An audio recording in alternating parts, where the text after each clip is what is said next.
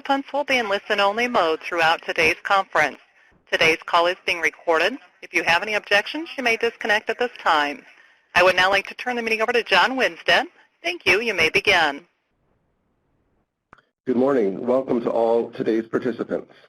The Wage and Hour Division is pleased to host this webinar for Section 14C certificate holders about the Workforce Innovation and Opportunity Act's restrictions on the payment of a subminimum wage under the Section 14C program.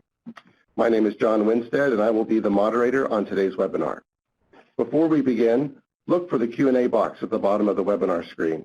If you have any questions during the webinar, please type them in the Q&A box and submit them at any time.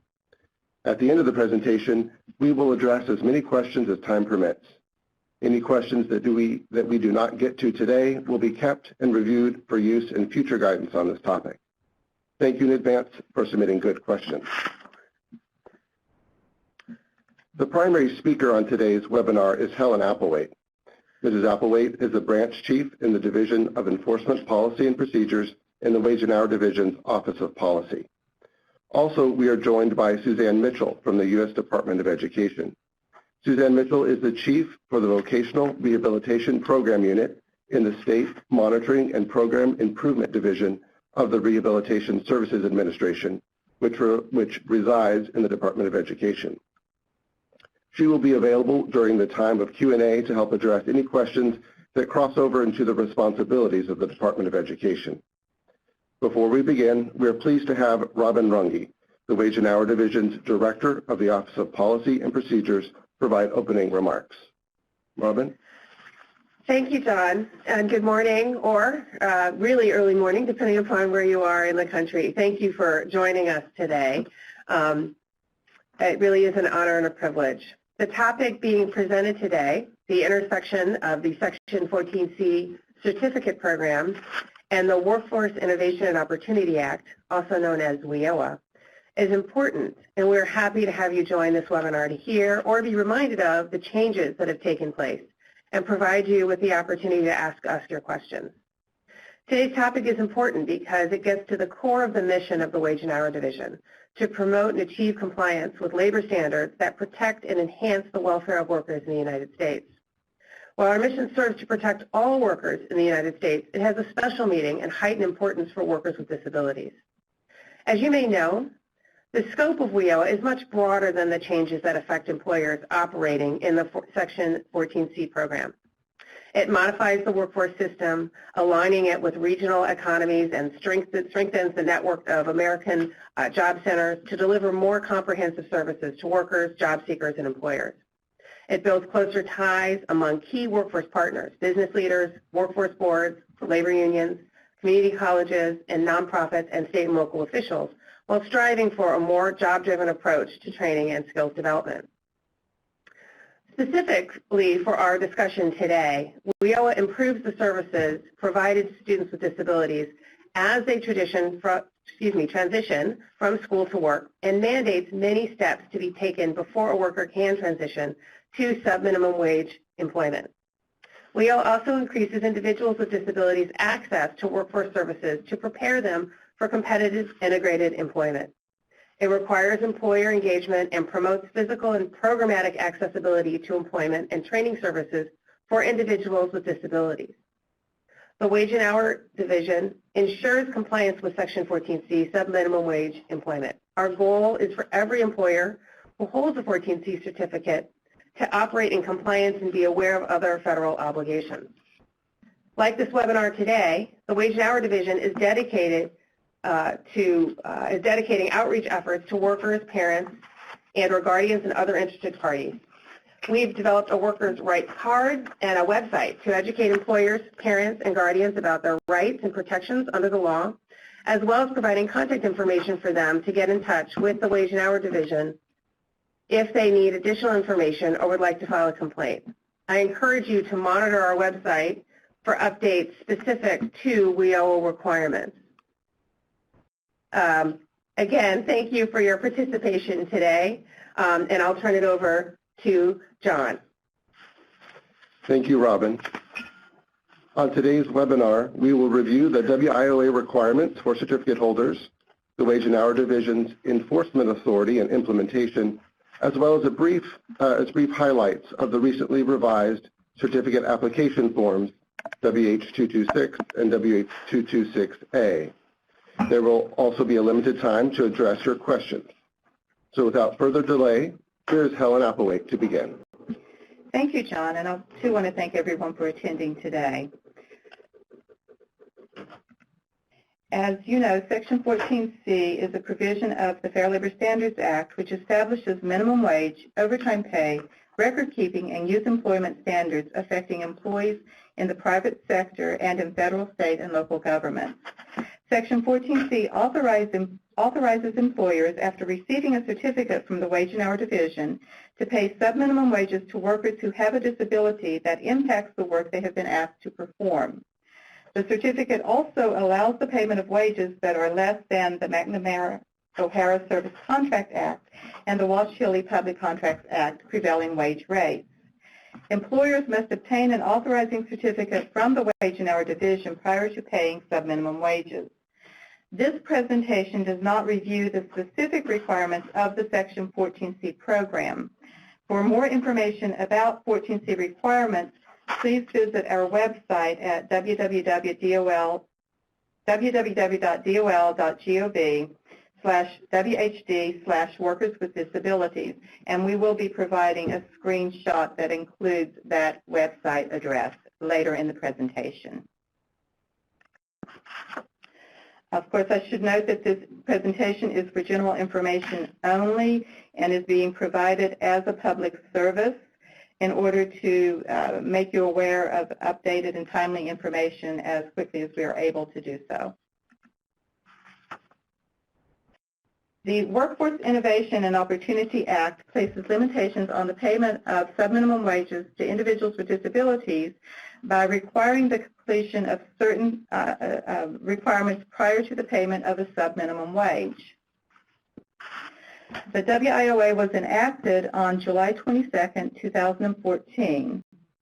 Section 458 of WIOA amends Title V of the Rehabilitation Act of 1973, the Rehab Act, by adding a new Section 511 that limits the ability of employers to pay a subminimum wage to workers with disabilities, even where the employer holds a certificate under Section 14C of the FLSA, which would otherwise permit the payment of such wages. The requirements imposed by the new Section 511 took effect on July 22, 2016. These new requirements are in addition to and do not replace the existing requirements of Section 14C of the FLSA.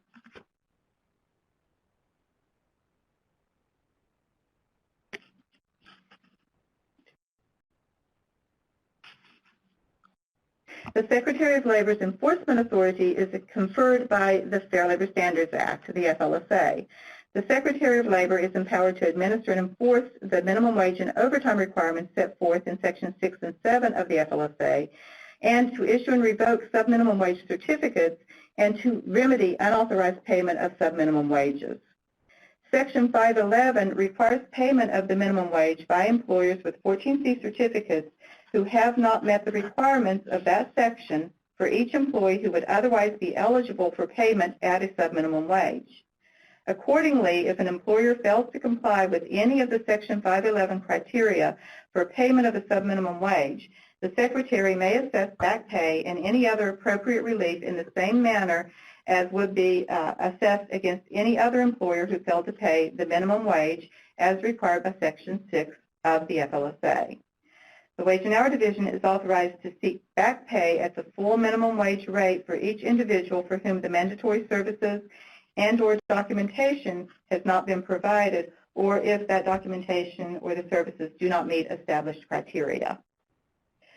The Secretary of Labor's authority to review the relevant documentation to determine whether an employee is eligible to be paid a subminimum wage under WIOA in order to determine whether it is appropriate to initiate an enforcement action is established by Section 511 of the Rehabilitation Act, as well as Section 11 of the FLSA. Section 511 E2B gives the designated state unit or the Department of Labor the right to review such documentation in such manner as may be necessary to fulfill the intent of this section, consistent with regulations established by the designated state unit or the Secretary of Labor. Section 11 of the FLSA provides authority to investigate wages, hours, and other conditions and practices of employment in order to enforce its statutory requirements. The Secretary of Labor will review documentation required under Section 511 in a manner consistent with this investigative authority. Now, having given you an overview of our enforcement authority under Section 511 and FLSA, let's talk a little about the new requirements themselves.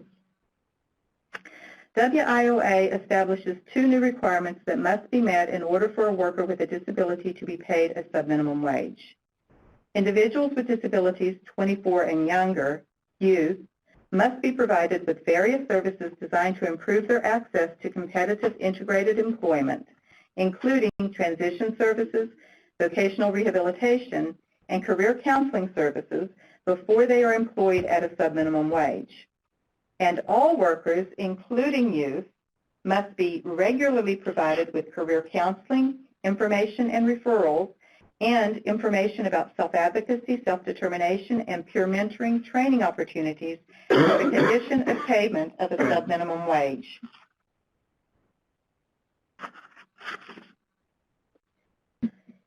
In order to comply with the requirements in Section 511A2, the Youth with Disabilities requirements, it's necessary for employers to determine the age of anyone hired after July 22, 2016.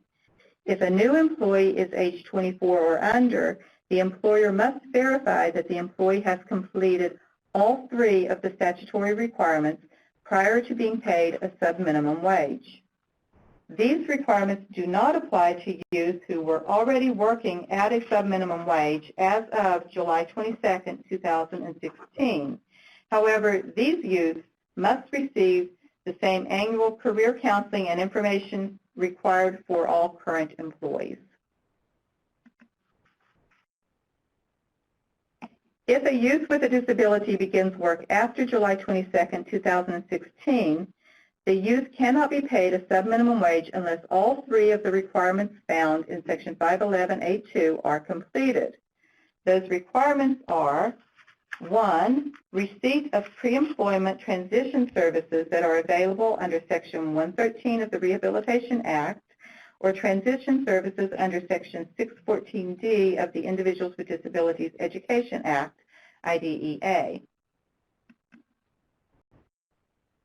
2, the youth must apply for vocational rehabilitation services under Title I with the result that the youth was either found ineligible for services or determined to be eligible for VR services, had an individualized plan for employment, an IPE, under Section 102, was working toward an employment outcome specified in their IPE for a reasonable time without success, and the VR case was closed. In other words, the youth was found ineligible for the VR services or received the required services, and the VR case was closed. 3, the youth must be provided career counseling and information and referrals to federal and state programs and other resources in the geographic area that offer employment-related services and supports designed to enable the youth to explore, discover, experience, and attain competitive integrated employment. Such counseling and information and referrals must not be for subminimum wage employment and must not directly result in subminimum wage employment.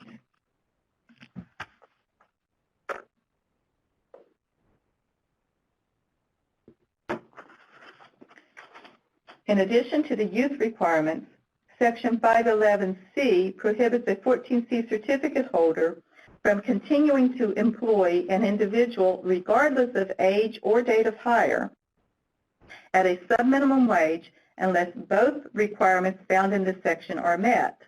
The two requirements are: 1, the individual must be provided by the designated state unit career counseling and information and referrals described in Section 511A2B. These services must be delivered in a manner that facilitates independent decision-making and informed choice as the individual makes decisions regarding employment and career advancement. And 2, the employer must inform the individual about self-advocacy, self-determination, and peer mentoring training opportunities available in the individual's geographic area. These opportunities must be provided by an entity that does not have any financial interest in the individual's employment outcome under applicable federal and state programs or other sources. Additionally, there is a small business exception that applies. In the event that the certificate holder is a business with fewer than 15 employees, it can satisfy the 2 requirements by referring the individual to the designated state unit for both services.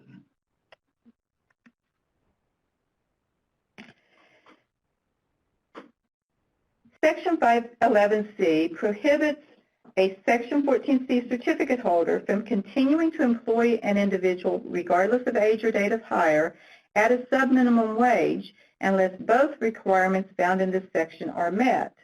These counseling and information services must be provided once every 6 months for the first year of the individual's employment at a subminimum wage and must be provided annually thereafter for the duration of subminimum wage employment.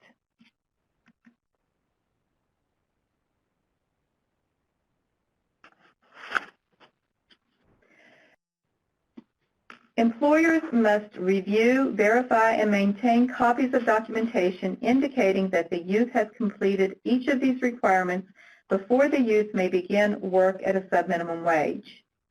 DSUs are required to provide final documentation of completion of each of these services to the youth, who must provide it to the employer before beginning work at a subminimum wage.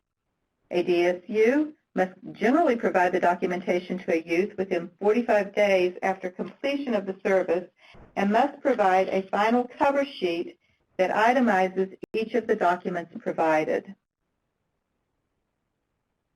The employer is also required to verify completion of these requirements and review any relevant documentation provided by the employee for the requirement for providing counseling information and services for all employees. Employers are strongly encouraged to maintain copies of this documentation, as the employer will be requested to provide proof that the services were provided to all employees being paid a subminimum wage and that verification and review have taken place. In the event of a Wage and Hour Division investigation, employers may be assessed back wages at the full minimum wage for each effective employee if it's determined that the requirements have not been met.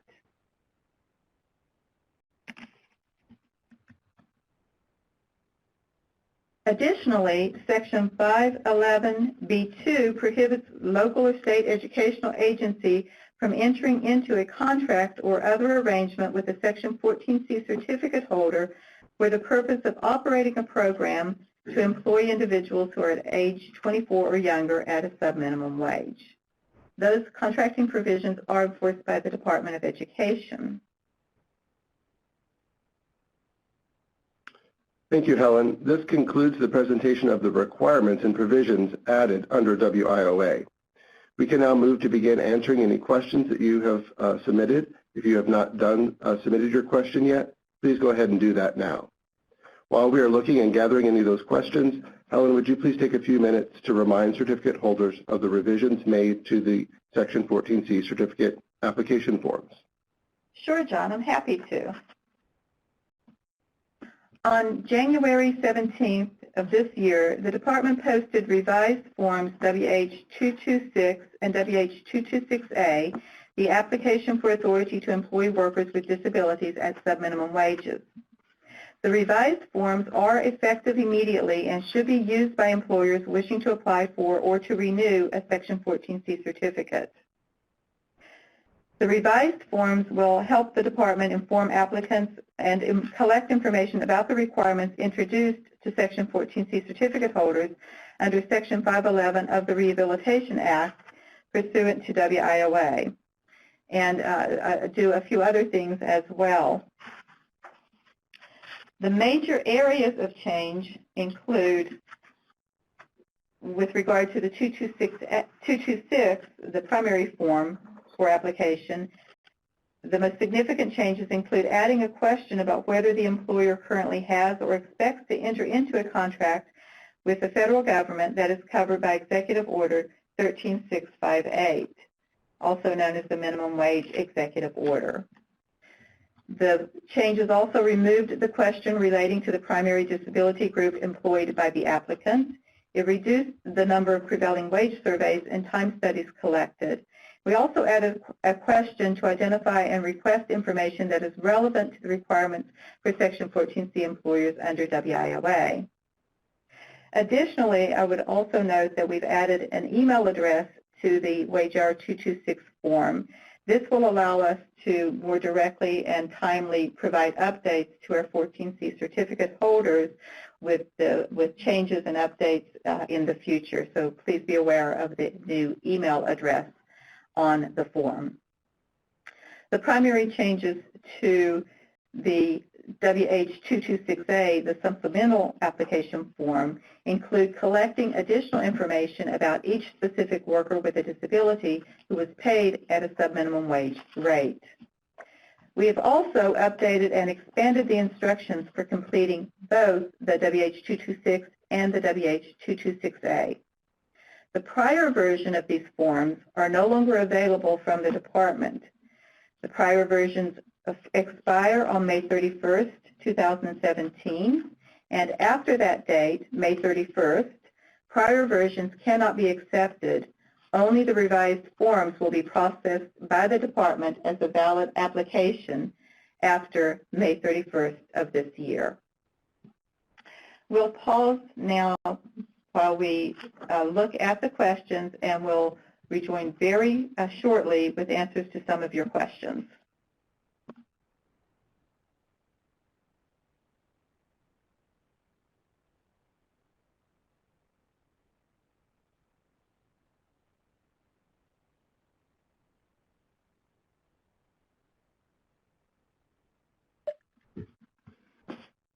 And again, if you have any questions, please type them into the Q&A box that's found at the bottom of your screen and submit those that way, so we'll be able to see your questions.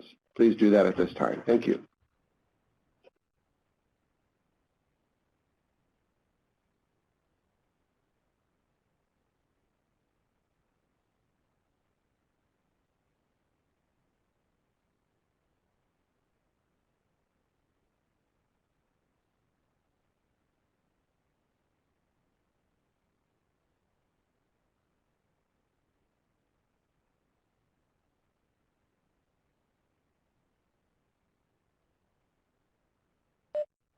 Another note, if you see the option to raise your hand, that's not a feature that we're able to use at this time. So if you have any questions, please type them into the Q&A box. Thank you.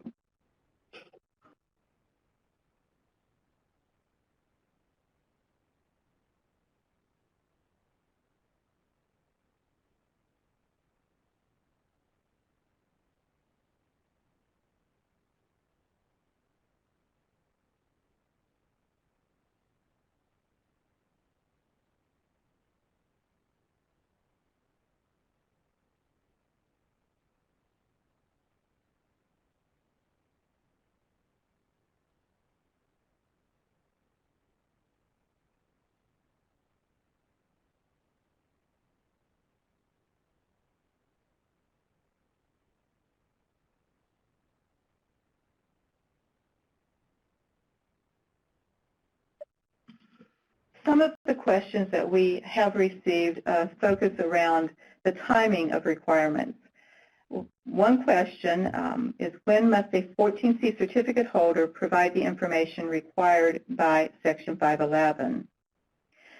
Section 511C requires that employers inform individuals working at a subminimum wage, regardless of age, of self-advocacy, self-determination, and peer mentoring training opportunities available in the community once every 6 months for the first year of the individual's employment and annually thereafter for the duration of sub-minimum wage employment.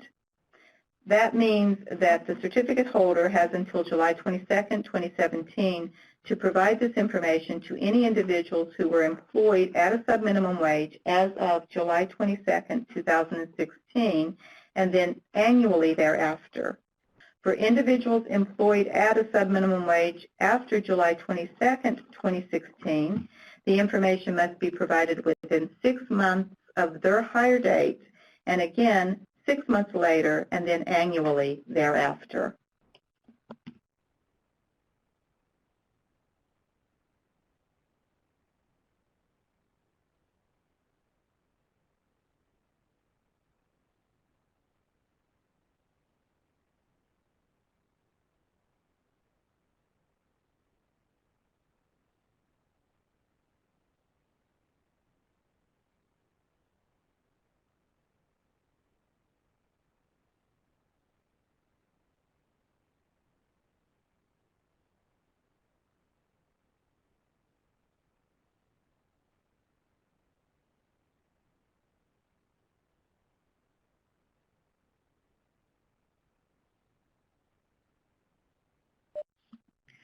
Another question is regarding the effective date for the Section 511 requirements.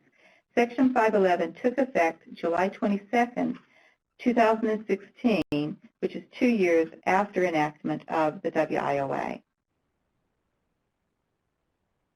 And again, if you have any questions regarding these requirements, please type them in the Q&A box right at the bottom of your screen and click Submit. Thank you.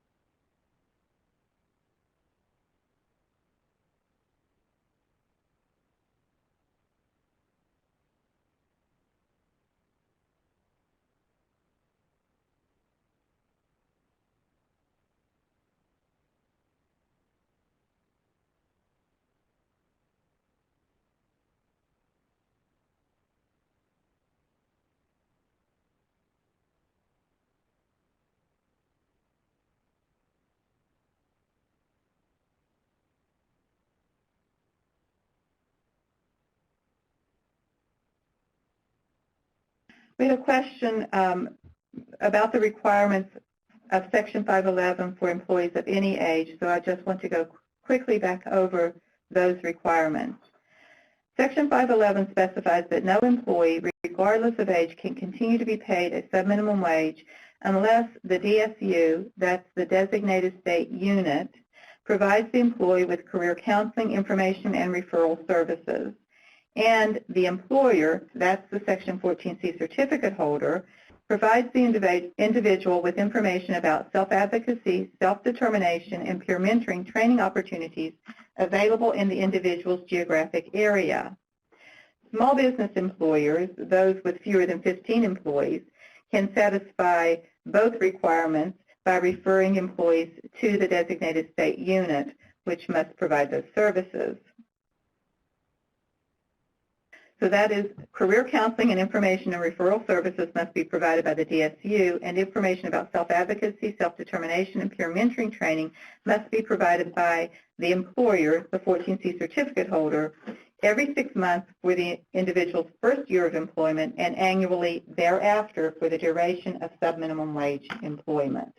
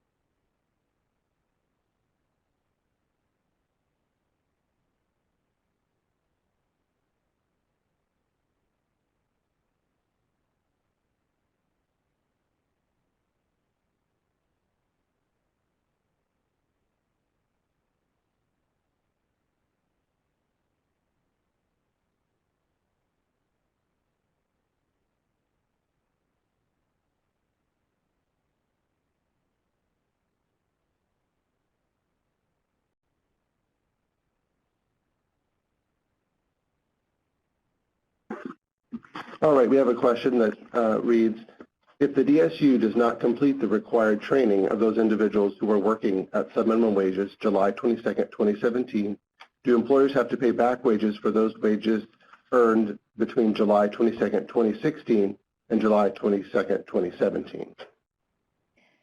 Thank you, John. Yes, the certificate holder may not pay a subminimum wage until such time as the services have been provided in accordance with Section 511.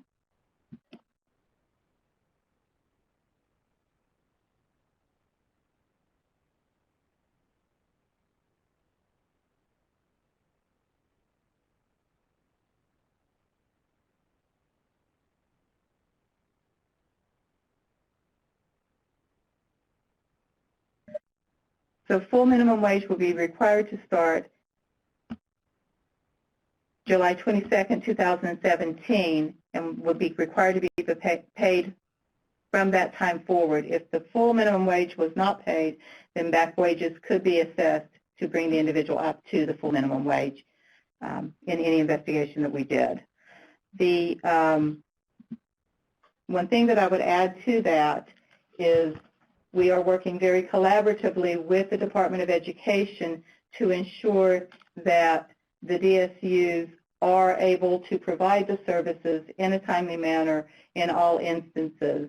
We have regular meetings and calls with the Department of Education, who oversees the designated state units, and they are very promptly responding to any inquiries we have concerning any lag in or delay in providing those services.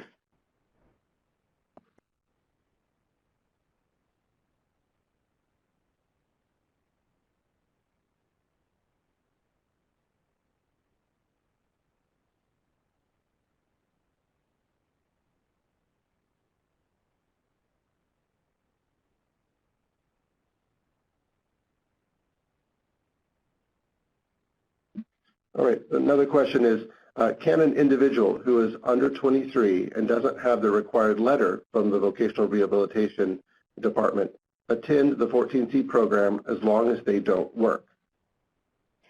Yes, an individual may attend the program and may receive the services that the program offers, but cannot be employed at a subminimum wage until all those services have been provided and have been documented as required.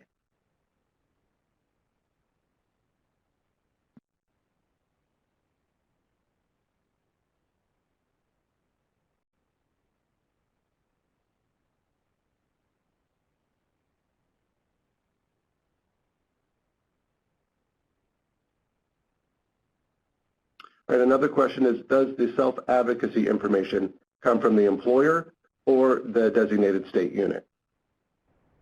The employer is required to provide the peer mentoring, self-determination, and self-advocacy training information directly to the 14C employees.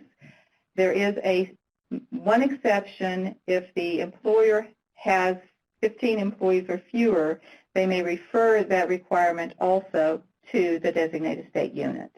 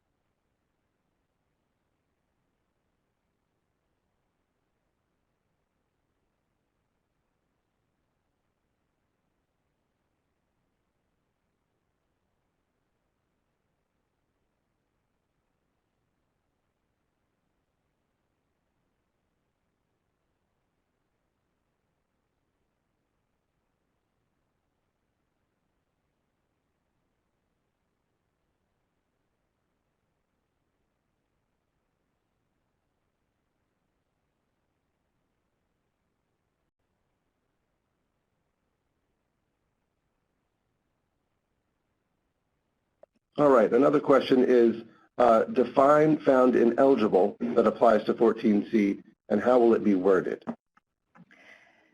The documentation that is provided by the designated state unit to the individual with a disability, the youth with a disability, should identify specifically whether the individual was found eligible or ineligible, and that documentation should include a cover letter from the DSU that will provide information on all of the requirements. That cover letter documentation would be what the 14C certificate holder then would need to look at and ensure that the services have been provided prior to being able to pay a subminimum wage to that individual.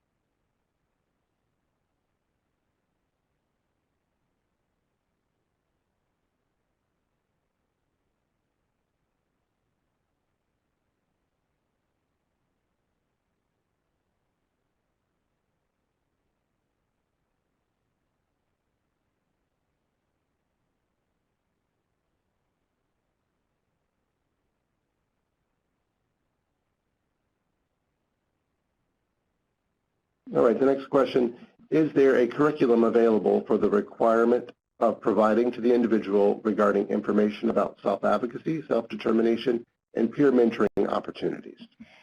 That's a great question. There is no specific curriculum. In fact, the requirement for employers is that you provide the individual with information about where these services can be found in the geographic community. Some examples of where services may be available include independent living centers and advocacy organizations that are available in your local community. And the DSUs may also be able to point you to entities that provide this type of service and information.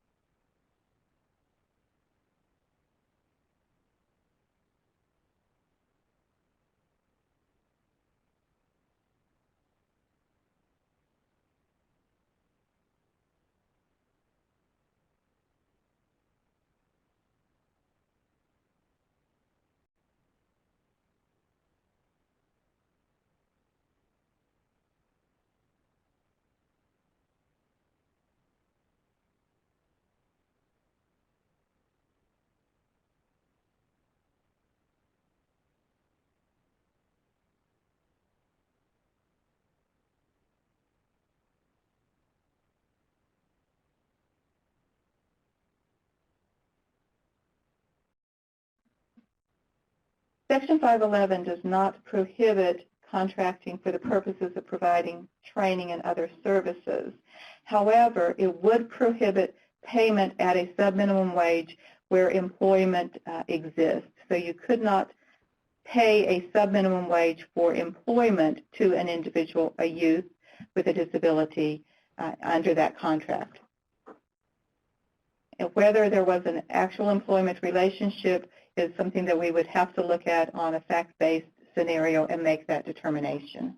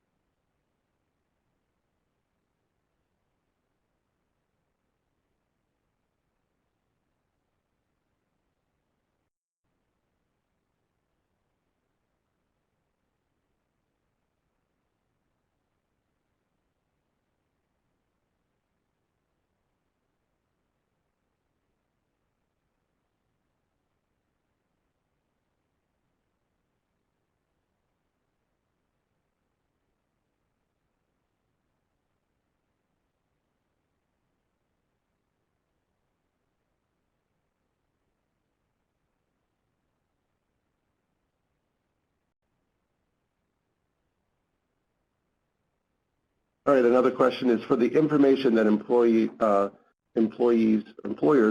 are required to verify the counseling and information have been done, does this information need to be kept in their clinical record or can it be kept separately?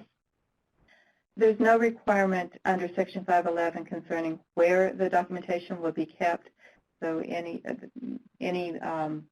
either location would be fine from the Section 511 requirements.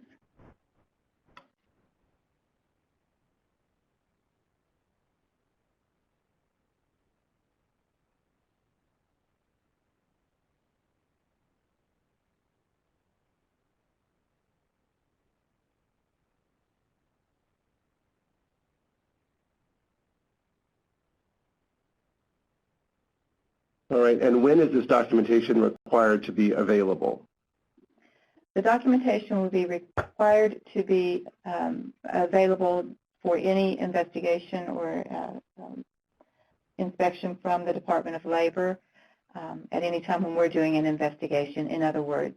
You also should make sure that you are getting that documentation and keeping that at the time that the individual is being hired.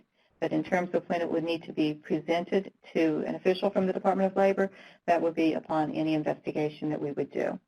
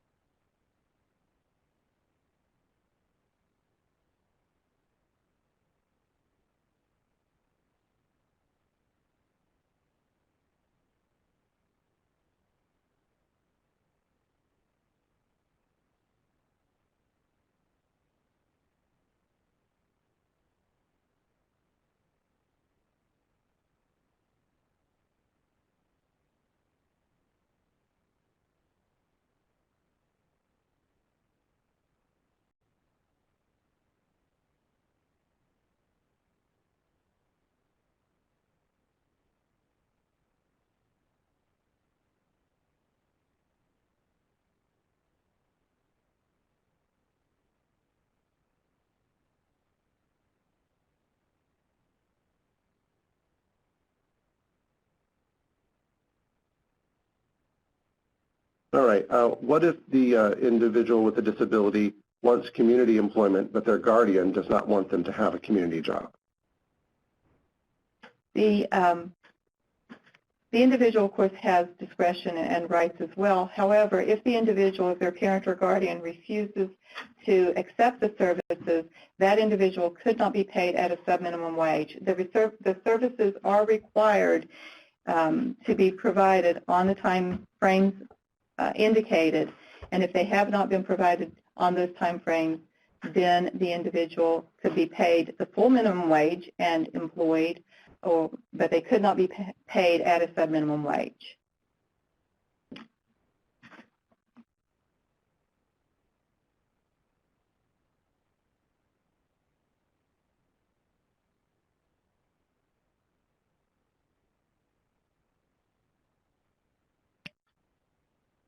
When does the contract prohibition for LEAs come into effect? The contract provisions and all of the other provisions for Section 511 went into effect July 22nd, 2016.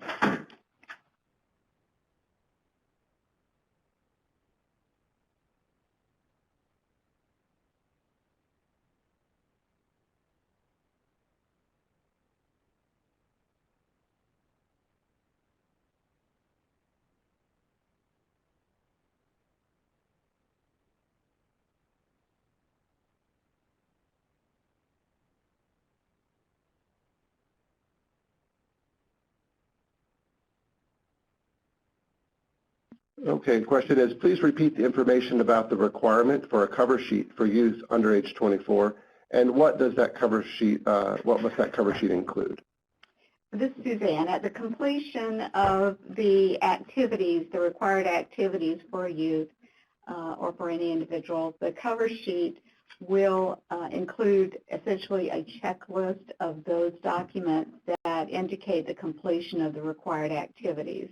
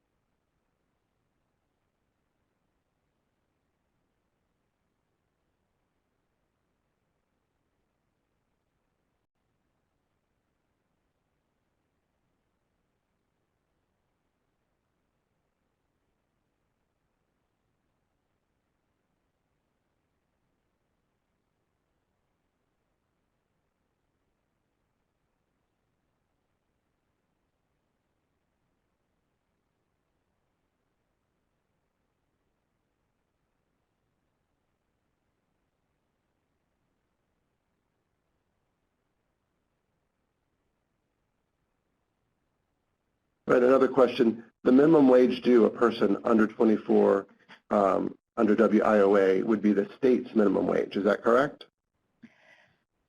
The WIOA refers always to the federal minimum wage. So the requirement under WIOA is that the individual be paid at least the federal minimum wage.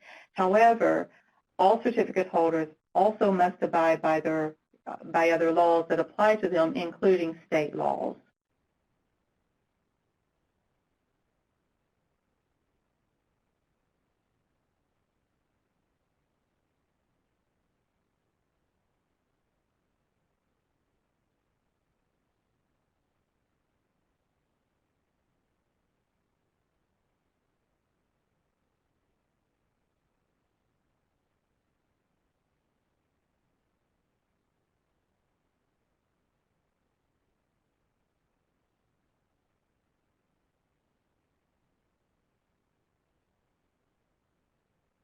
Right, another question is, we are in the state of Illinois and have not seen the DSU's plan for conducting the career counseling.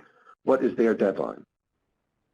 The deadline in all states for the WIOA requirements is, as previously stated, for most employees, it would be July 22nd, 2017 for all currently hired employees. For new hires, again, remember that there is the 6-month requirement from their date of hire. So the deadline remains the same for all states, all entities holding Section 14C certificates. That being said, we do collaborate closely, as I mentioned before, with the Department of Education. I think Suzanne can help add some light to this inquiry. Sure, I'd be happy to. We are aware that there are some concerns in some states, and we are following up, particularly with those states. But we also have we're organized in teams that have state liaisons for each state, and those individuals are making contact with their individual states to ensure that there is compliance with Section 511.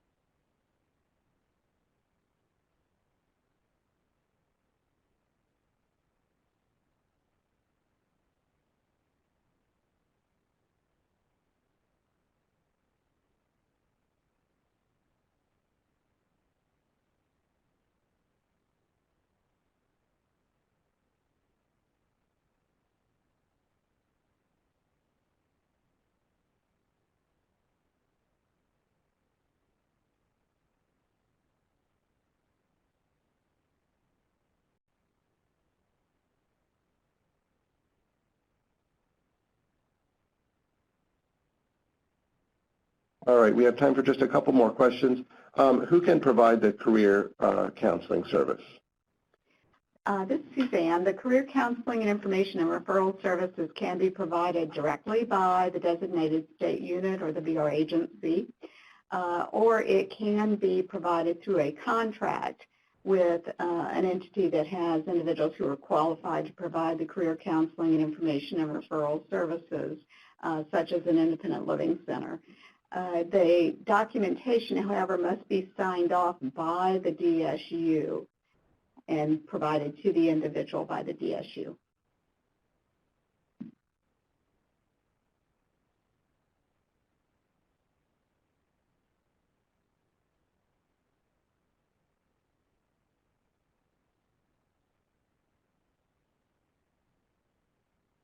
All right. Can a school hold a 14C certificate and employ students at a sub-minimum wage as long as it has met all the WIOA requirements? Yes, a school can hold a certificate and pay the sub-minimum wages as long as it has met all of the WIOA requirements. The school cannot contract with an entity outside of the school for the purposes of paying a sub-minimum wage.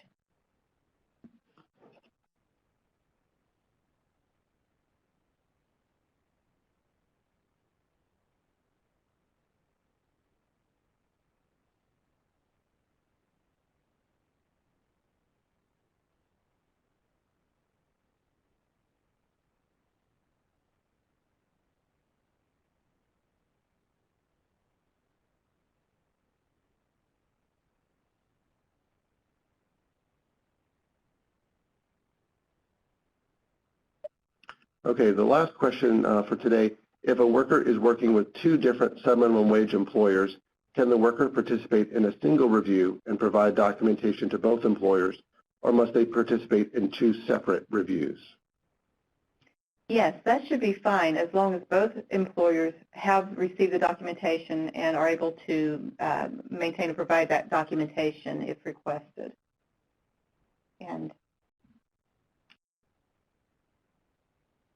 And there were several questions about the PowerPoint presentation. So the PowerPoint presentation of these WIOA requirements used today will be added to the host of materials currently available on the WHD website listed above. If you have not done so already, we would encourage you to sign up to receive the 14C News email alerts by simply clicking the Subscribe to 14C News button on our website at the Subminimum Wage Employment for Workers with Disabilities. You may also find regulations and guidance from the Department of Education on their website at the link shown above.